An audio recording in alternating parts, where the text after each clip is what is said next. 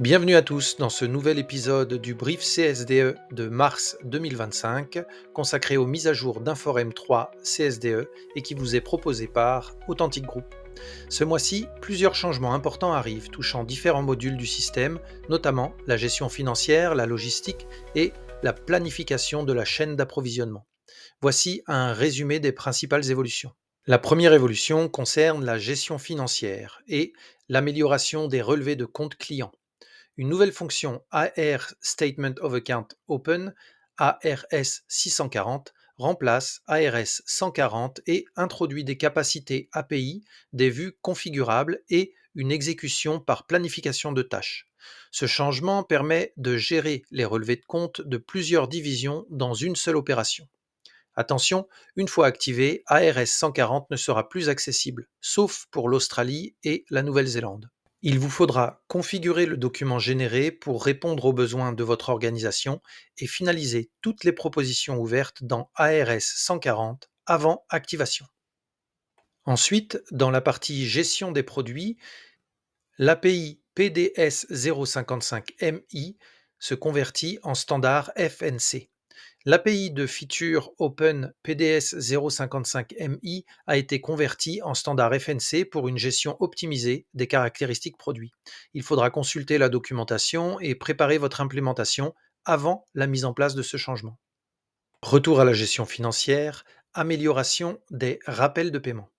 Une nouvelle fonction Payment Reminder Open ARS 650 remplace ARS 150 et offre un support API, des vues configurables et une planification automatique des mises à jour.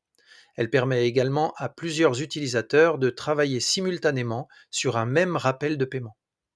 Il faudra finaliser ou supprimer toutes les propositions ouvertes dans ARS 150 avant d'activer cette nouvelle fonctionnalité.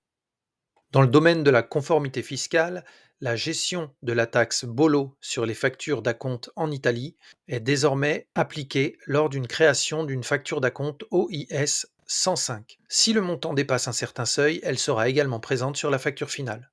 Consultez les paramètres de gestion de la taxe Bollo et adaptez vos configurations en conséquence.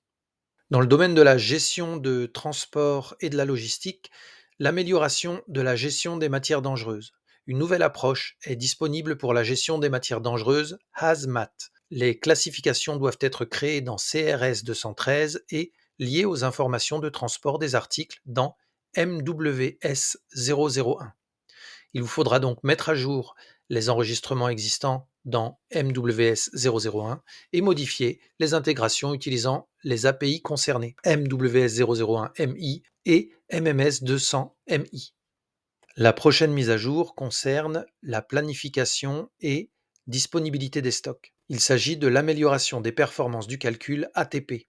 La table MIT ATP ne sera plus mise à jour pour les articles dont la politique CTP CTS 090 est réglée sur 2 on request ou 4 at request type 2.